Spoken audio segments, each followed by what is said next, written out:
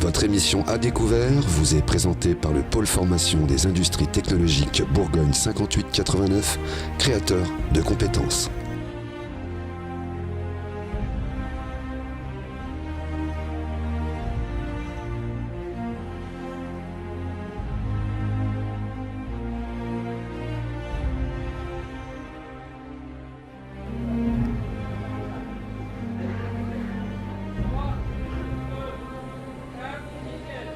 De nouveau sur les récidus, les 9e récidus à Sens et à la salle des fêtes. Et c'est le 3e plateau. Et c'est un plateau qui est dédié donc à la nouvelle marque de notre eau, voilà, que vous avez dans vos robinets et qui s'appelle donc la Sénone. Voilà, vous les avez là et j'ai la chance d'avoir sur ce plateau la vice-présidente donc du grand Sénonais, Véronique Franz, qui est justement en charge de l'eau et de l'assainissement. Bonjour Véronique. Bonjour Miguel. Quelle drôle d'idée d'avoir donné une marque à notre eau du robinet. Est-ce que vous pouvez nous expliquer un peu ça? Alors, nous avons réalisé le transfert de la compétence eau et assainissement des 27 communes de l'agglomération vers les services de l'agglomération au 1er janvier 2017. Et à cette occasion, on a voulu effectivement créer une marque de l'eau de notre territoire. Donc cette marque de l'eau, c'est la Sénone. Et cette Sénone symbolise en fait les enjeux de l'agglomération sur l'eau. Il y a 3 enjeux principaux. Le premier enjeu, c'est la maîtrise des coûts. Le deuxième enjeu, c'est assurer une même qualité d'eau sur tout notre territoire. Et le troisième enjeu, c'est la sécurisation de nos ressources. Donc la maîtrise des coûts, ça passe par l'exploitation, la production, la distribution de l'eau en régie. On s'appuie là-dessus sur le service qui gérait l'eau sur la ville de Sens et qui maintenant s'est étoffé et donc gère en régie 17 communes sur 27, les 10 communes restantes étant toujours sous délégation jusqu'en 2023 à peu près. Et après, à terme, on devrait gérer en régie toute l'eau de notre territoire. Alors, ça permet une maîtrise des coûts parce que vous ajustez en fonction des problématiques la mesure de votre service.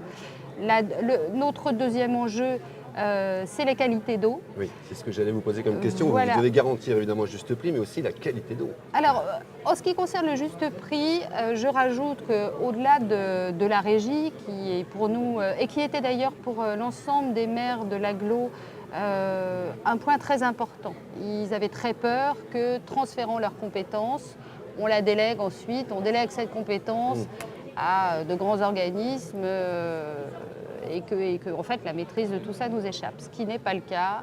Nous gérons en régie et nous gérerons en régie.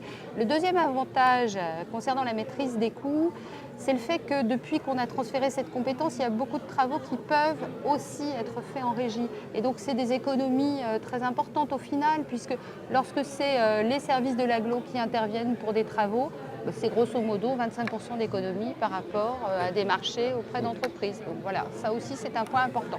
Sur la qualité d'eau, notre ressource essentielle, principale sur notre territoire, c'est les champs captants. Donc, comme vous le savez, on est parmi les plus anciens champs captants de France. C'est une réserve. D'où elle nous vient cette eau? Alors, cette eau, elle vient essentiellement de l'Yonne. Donc, l'Yonne est très peu polluée en nitrates, en pesticides. Donc, on a une eau captée dans les champs captants de très bonne qualité, finalement qui ne nécessite aucun traitement, sinon un peu de chloration, mais la chloration, enfin le chlore qu'on rajoute dans l'eau, c'est juste pour assurer sa circulation dans les tuyaux dans de bonnes conditions sanitaires. Mais l'eau qu'on pompe à travers la nappe alluviale de l'Yonne, on la boit telle qu'on la pompe finalement, ce qui est vraiment quelque chose de très intéressant. Le fait qu'elle vienne de la nappe alluviale de l'Yonne, c'est très important aussi parce que ça veut dire que notre eau n'est pas sensible à l'activité économique et commerciale, par exemple, puisque vous savez qu'on n'est pas loin de la zone sud.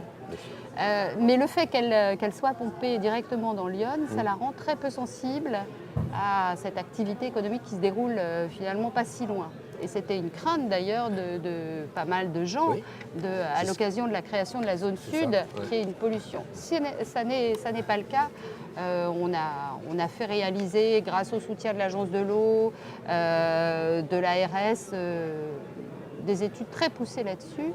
Et donc, de ce point de vue-là, on est totalement rassurés. Alors vous parliez de travaux, vous parliez évidemment, donc j'imagine qu'il y a une équipe derrière, il y a du monde, il y a des techniciens.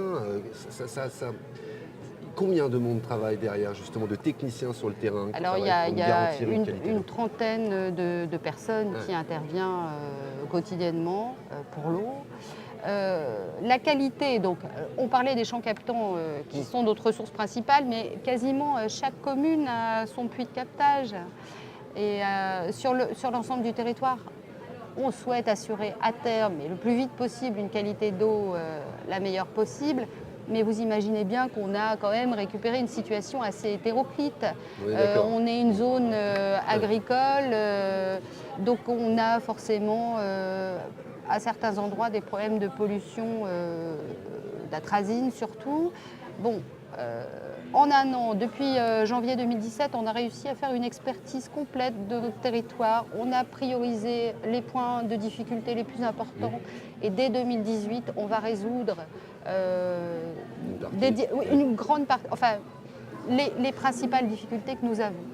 Donc voilà, alors ça ne veut pas dire que fin 2018, l'eau sera parfaite partout, mais en tout cas, dès 2018, nous commençons à résoudre des points critiques de notre territoire. Donc ça, c'est très satisfaisant. Et puis important de le préciser. Voilà. Mais il y a une question qui brûle les lèvres à tout le monde. Oui. Est-ce que cette eau va être plus chère qu'avant? Alors non, maîtrise des coûts, ça veut dire aussi maintien d'un prix qui pour l'instant est légèrement inférieur au prix moyen observé en France. On est à 3,9 € le mètre cube. La moyenne est à 4. Bon, hein, je joue un peu sur les mots, mais grosso modo, on reste dans des limites très acceptables. Abonnement, traitement compris, etc. Tout compris, eau assainie, hein, TTC. Donc, de ce point de vue-là, on est tout à fait satisfait du résultat, enfin du prix moyen qu'on arrive à obtenir. Bon, c'est dû grâce à ce transfert de compétences, à la mutualisation de toutes les communes. Il y a une vraie solidarité intercommunale qui s'est créée, c'est-à-dire que les communes où il y a plus de difficultés, où il va falloir investir en termes de travaux, et ce n'est pas le prix de l'eau de la commune qui va s'en ressentir, mais c'est l'assiette totale de l'agglo. Donc ça, c'est un point très important aussi. La Sénone. Alors il y a un point aussi à travers la Sénone dont il faut parler, c'est les enjeux de sécurisation. Parce que c'est bien d'avoir une eau pas trop chère, d'avoir une eau de bonne qualité. Pendant les inondations, est-ce qu'on ne risque rien? On risque pas vraiment d'épisodes de pollution, mais on risque d'avoir une eau un peu plus trouble à cause de l'eau de pluie qui ruisselle. Bon, là, il suffit d'ailleurs, on l'a fait, si vous buvez de l'eau de Sens en ce moment, vous trouverez qu'elle a un petit goût un peu plus chloré que d'habitude, parce que l'ARS nous a demandé de renforcer un peu la chloration pour prévenir en fait des problèmes dus aux pluies abondantes. Le point que je voulais aborder, notre troisième enjeu, à travers symbolisé par la Sénone, c'est la sécurisation. Et je voulais l'aborder parce que de ce point de vue-là, on a réalisé une étude très intéressante, une étude d'hydrologie, qui nous a permis de simuler les conséquences d'une pollution, soit volontaire, soit naturelle, en différents points des champs captants. D'accord. Ce qui veut dire que si un jour on rencontrait un problème, on sait exactement maintenant comment circule l'eau sur les champs captants. Et à quelle rapidité elle arriverait au captage. Alors ça nous permettrait d'intervenir forcément en temps et en heure. Voilà. Parce que l'eau finalement circule assez lentement. Donc ça aussi, ça a été très rassurant. La deuxième façon de sécuriser l'eau, ce qu'on réalise également en ce moment, c'est la sécurisation, la préservation. C'est d'essayer de racheter, de sanctuariser quand c'est possible, les terres autour des captages. Ça veut dire quoi? Alors ça veut dire qu'on les rachète. D'accord. On fait des échanges, alors on travaille main dans la main avec la SAFER pour ça, avec l'agence de l'eau aussi qui nous accompagne en subvention. On essaye de racheter aux agriculteurs, de faire des échanges en fait avec les agriculteurs pour maîtriser les terres qui sont autour des captages, au-delà des périmètres de sécurité.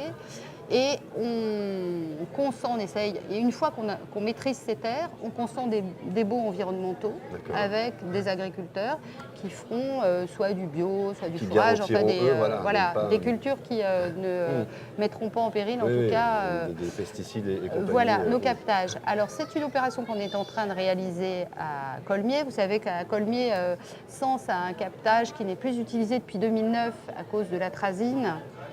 Et là, on est en train de pouvoir acquérir un certain nombre d'hectares. On espère que alors pas demain, dans quelques années, on pourra à nouveau utiliser l'eau de ce captage si on en a besoin. D'accord, je ne le savais pas du tout. Voilà, vous l'avez appris. J'espère que vous aussi, vous avez appris plein de choses en tous les cas. Vous êtes nombreux à nous suivre.